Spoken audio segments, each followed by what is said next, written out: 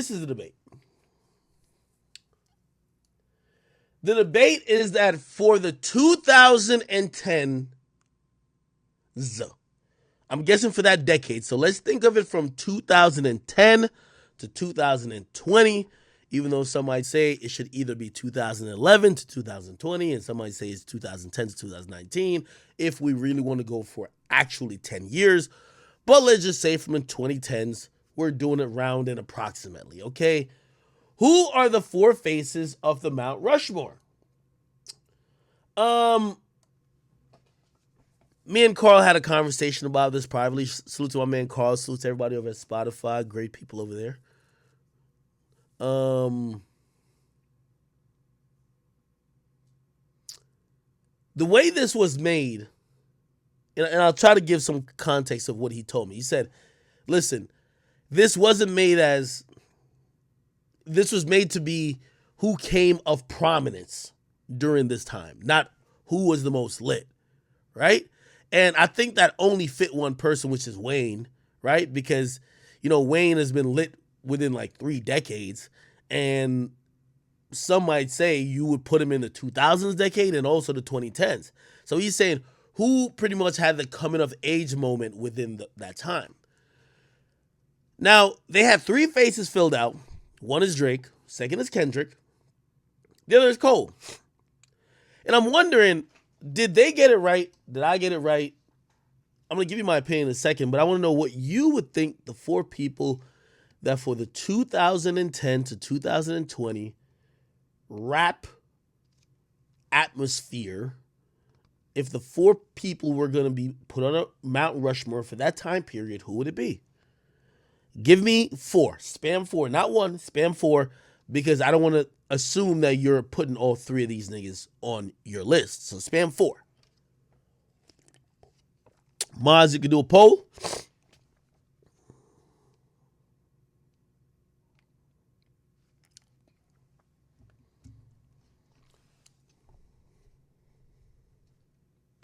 I see Towers. He says replace J. Cole with Sosa. Even if you do that, who's the 4th? Let me read some of what I'm seeing. Some people say Drake, Kendrick, Kanye, Future.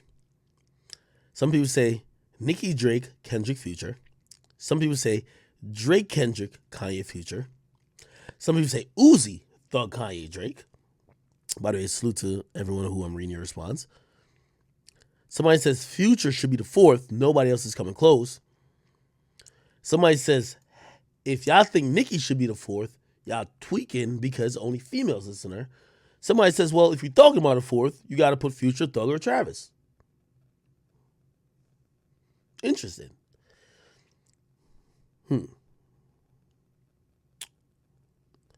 Touchdown, I see you. Chat Queen says Nicki, Drake, Kendrick, Future. And I want to go to my DMs. 2010 and she's been on a song with Drake, she's been on a song with Kanye, she's been on a song with Thug and Future. She still doesn't get any acknowledgement. The only female rapper that has been on a feature of the same men that you're praising, and she's been running the game since 2010. You can't even give her acknowledgement. Tell me how that's not sexist. But you guys don't want to put Nicki. Instead, you want to put J. Cole like he's been doing anything. What's that song he only has? I really did this before. No. Like, stop it. Like, it's actually so cringeworthy. Like, I'm internally cringing when I see posts like this. Because every picture that I've seen and someone's made a different edit, Nicki hasn't been on any of them. You guys are so sexist. Like, I hate you. There was another one. I hate you, Akademiks. What'd I do? I didn't make this shit up. Okay, so some people are saying, hey, to have this without Nicki, it is wrong. Now, I've seen a bunch of you guys' lists. I'm going to tell you what my list is. Gotta be 4 people. This is the Mount Rushmore. Let me preface my picks by saying this. My picks are not about if you have garnered a fan base. If you have garnered a fan base, you shouldn't be thinking about being on a Mount Rushmore. You should be thinking about being in the all-time record books because your fan base is really successful. When I think about people who be on a Mount Rushmore, let's think about even the Mount Rushmore that exists even now. It's about people who have did things changed society, who have left an impact and a mark on the people that have been around them, the culture they have affected, and so forth and so on. Because of that, my criteria is not because you have a lit fan base. And I have to put that out here now. So let me first of all apologize to any J. Cole supporters. J. Cole is not on my top 4. He's not on my Mount Rushmore at all. I am evaluating impact on the culture, being able to change the sound of the culture, being able to inspire others to come. That is greatness that should be looked upon. That gets you on my Mount Rushmore. May not be yours. Okay? So now because you got a lit fan base and you sold a lot of tickets and you go and get number ones means you are automatically on this list. I will tell you this as well. When thinking about my Mount Rushmore, because I was thinking all throughout the 2010s, and some of these people I'm going to mention is going to be sacrilegious to a lot of you guys who are stuck in the past, because to me, I think they're more influential than some you might think. With all due respect, Nicki Minaj, let's start with her. And by the way, I'll explain and expound upon J. Cole after this. Nicki Minaj has one of the largest and best fan bases in hip-hop. I'm going to be very honest. Maybe when she raps these bars, which she's done many times in many different ways, these bitches are my sons. You just imagine that Nicki created female rap, but I look at Nicki as someone who was birthed from the tree of Lil' Kim. And even if you want to say Cardi was birthed from the tree of Nicki Minaj, which I don't know if I would say that because to me she's a social media baby, I don't see Nicki Minaj's impact to be as great as the people that I'm going to name. Now, does she has a larger fan base than most of the people I'm going to name? Yeah. Of course. Nicki, congrats on having the barbs. They go hard for you. They love you. But I don't see what you've done to be generating as much excitement for other people trying to copy. I don't see it being as impactful for the people I'm going to name. Doesn't mean it wasn't. I could only pick 4. And if I could pick 10, Nicki would definitely be in the 10. Just to let you know. So I'm not shunning her at all. I'm just saying for 4. If we talk about female rappers, how could I really talk about Nicki's impact when only maybe one rapper in the last 10 years has accomplished anything near what she's done? Which is Cardi. And are we going to say Cardi was just a product of Nicki? I don't know.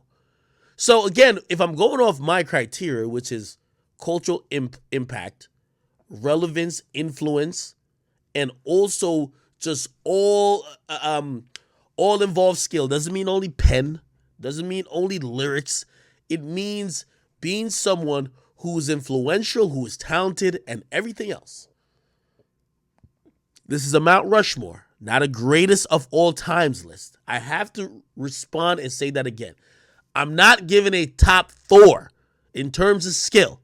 I'm giving a top 4 that are influential, mixed with skill, but also people who their face needs to be on the Mount Rushmore because we've seen them influence the sound of music, the style of music, artists who then became successful.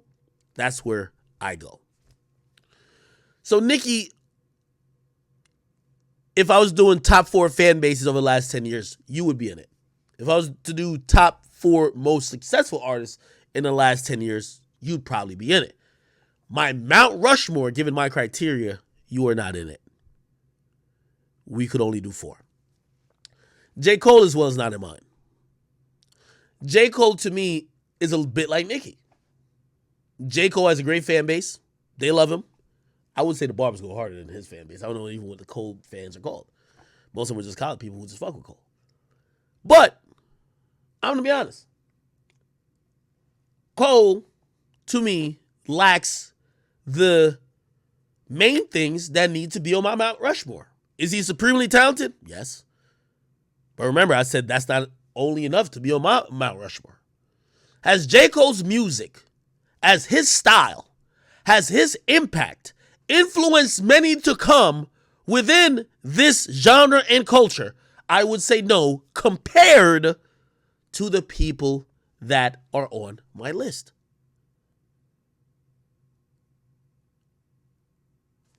So I see some people say, just give us the fucking list. And I will. My list starts off as this. Future.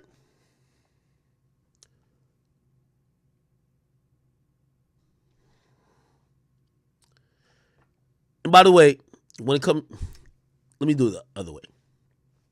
Drake.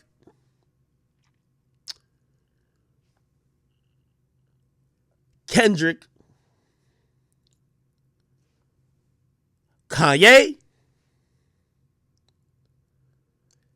And then the last spot would either solely go to Future or go to a combination of Future and Thug. If we can't share spots, just Future.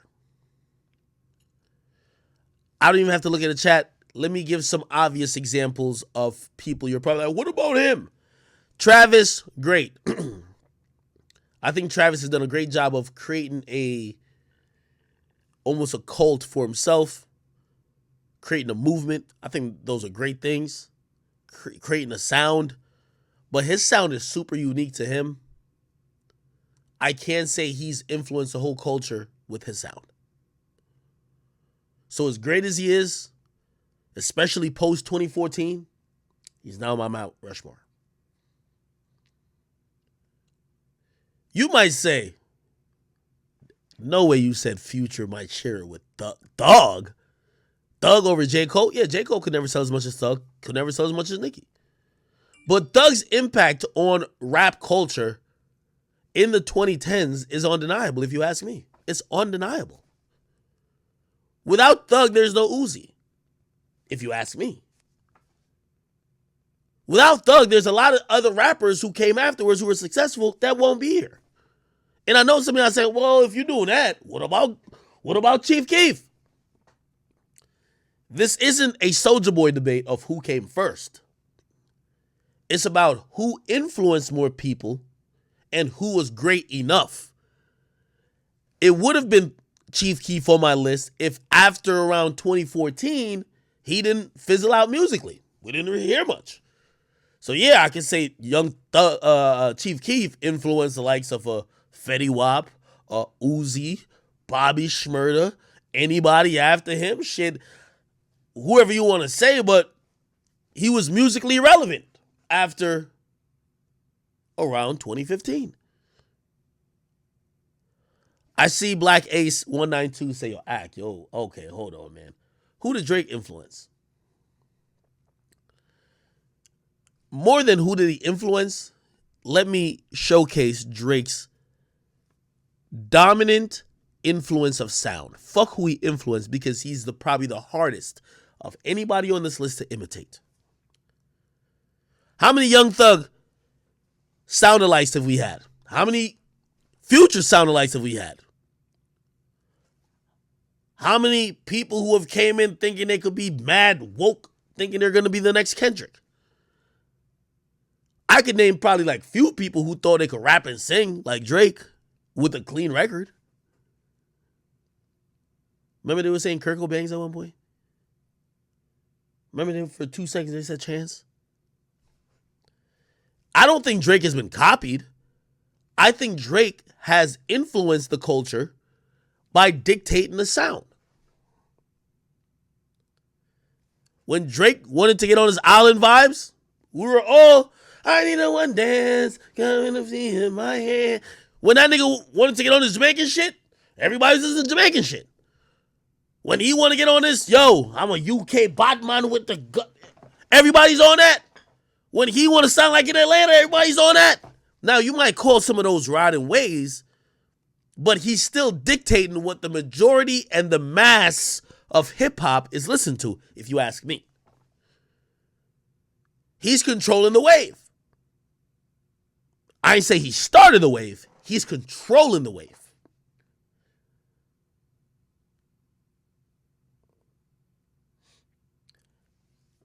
I see some people say, yo, Drake steals sounds. I didn't say he started. I'm saying his influence is by controlling the wave, by being so dominant, making the best music despite where some original wave pop off. He goes there, and if he wants to make that shit be the new thing, all right, cool. All y'all niggas gotta make dancehall songs. All y'all gotta do it. Tiger went to Jamaica. Niggas was getting that DJ Mustard, like, could you add like a little steel drum in that shit? His dominance is unquestionable. His art, his pen, his talent is unquestionable. But the reason why he's on my Mount Rushmore is because if we start at the beginning of the decade, and this is his biggest influence to me, remember I said he ain't start nothing, he just furthered it and made it the cool. Drake was getting slammed for singing as much as he did. I always bring this up. When he dropped Take Care, people used to say, oh my, yo, niggas was looking at Drake like, yo, nigga, I was on Twitter, I'll crack some jokes too. Yo, this is elevator music. Yo, this is shake weight music. Remember shake weight? It's like, oh, you can do the shake weight and listen to Drake shit. This is Kleenex music. This is that soft shit.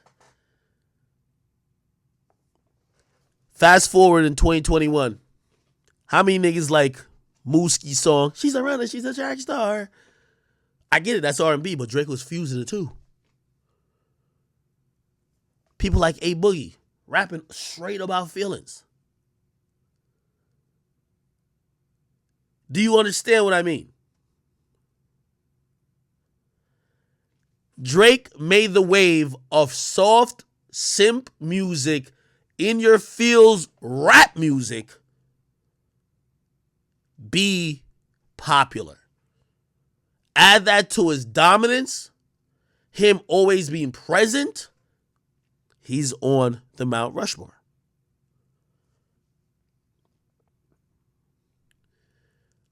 I see some people say Wayne, and let me use Wayne. While I agree Wayne is the father of a lot of these niggas, if we were talking about 2000s to 2020, I would sub out Kendrick and I put Wayne. Could you not? I think Kanye's in it. If we do from 2000 to 2010, I think Kanye's still in it. I think it's Kanye, 50. I don't know if we put Jay, because Jay kind of stopped around like 2004, then he came out in 2006. But Kanye's definitely going to be in it in the 2000s. So 2000 and 2010, Kanye's in it in that decade too. That's why Kanye's so great. Kanye did a bunch of bullshit, and I think he was feeling himself. You know, he co-signed Trump, he talked a bunch of shit, like whatever. But we really be sleeping on Kanye. Without Kanye, there is no Drake. Without Kanye,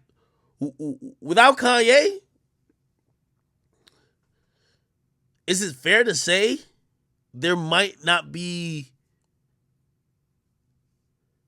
Travis? So I'm telling you this, Kanye fits in two different decades. And people like Kanye and Wayne are weird as opposed to Drake and Kendrick, because Kanye's run, I believe he dropped Late Registration. No, College Dropout, right? It was College Dropout, Late Registration, and then Graduation. I believe College Dropout dropped like 2004? 2004, 2005.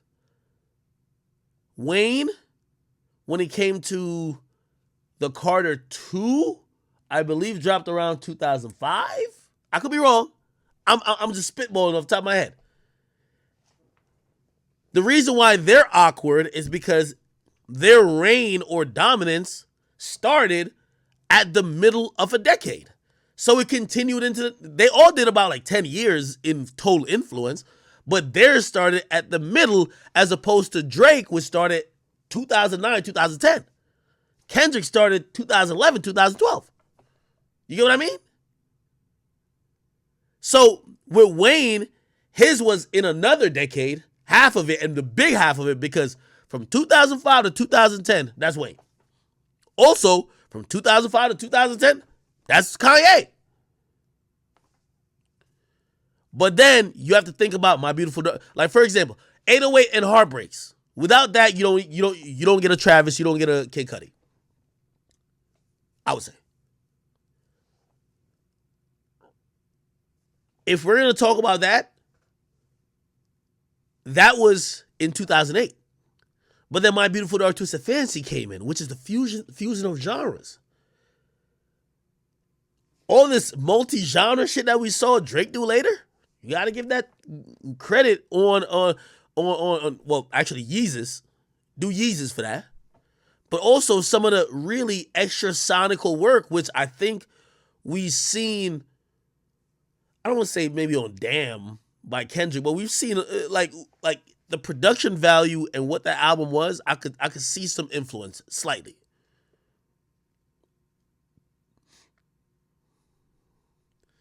Somebody say, yo, I'm not Beyonce. Say, yo, you're giving Kanye way too much credit. Why do we disrespect Kanye so much?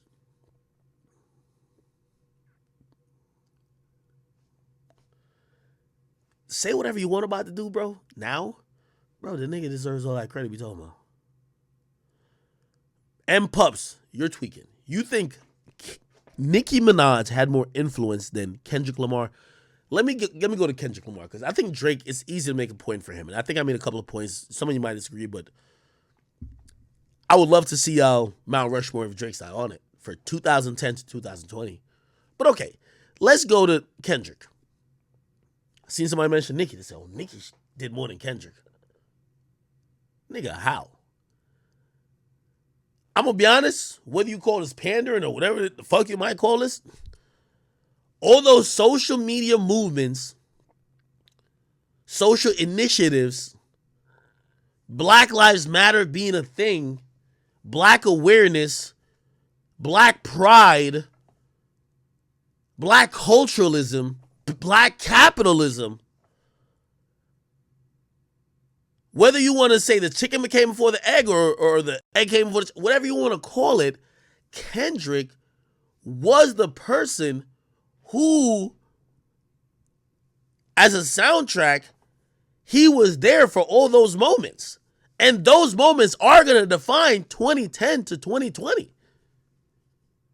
From us getting a black president, from some of the things that people have complained about historically, police brutality, this and third, other inequalities, Kendrick's music is the backdrop to that. Solely him. Let's be honest. Solely him. Grant, I get he's not MLK. I'm only talking about what his music helped influence. It helped usher in a era and a wave where music wasn't just about the turn up, where music just wasn't about getting lit, where motherfuckers was going to, they were getting on platforms, Jimmy Fallon, SNL, award shows, and if you wasn't saying shit, you're out of here. I don't think Nipsey would be appreciated as he is now, post-mortem, if it wasn't a nigga like Kendrick, who made you appreciate maybe not the guy who wasn't making all the dopest club bangers, but he was saying some shit, and he was trying to uplift people, and he was riding for some shit. He had a message. I think Kendrick held that down. His second album, To Pimp a Butterfly, and again, I'm considering Good Kid, Mad City the first. I see y'all Section 80 babies. To Pimp a Butterfly, that shit, while I thought it had no replay value, that was almost like a speech. It was like a ceremony. It was almost like a preamble to what came after. Social and political unrest and the divide among races. I thought Kendrick's music, Kendrick's influence helped usher that along. For that alone, not only that, probably bar for bar, word for words, pure talent, he might be the best of anybody I've named. So not only remember, I'm going off impact too. I'm going impact and skill. So you can't be just, oh, I'm mad impactful, but you trash. Skill, he's up there like top 3. And impact, I'm telling you the impact. Yo, niggas hate Kendrick in here. Oh my god, niggas is yo my whole yo. This is gonna go on YouTube. Yo, the YouTube audience is different. They're gonna be like, yo, what? Why are they spamming that? Hey, my audience hate Kendrick.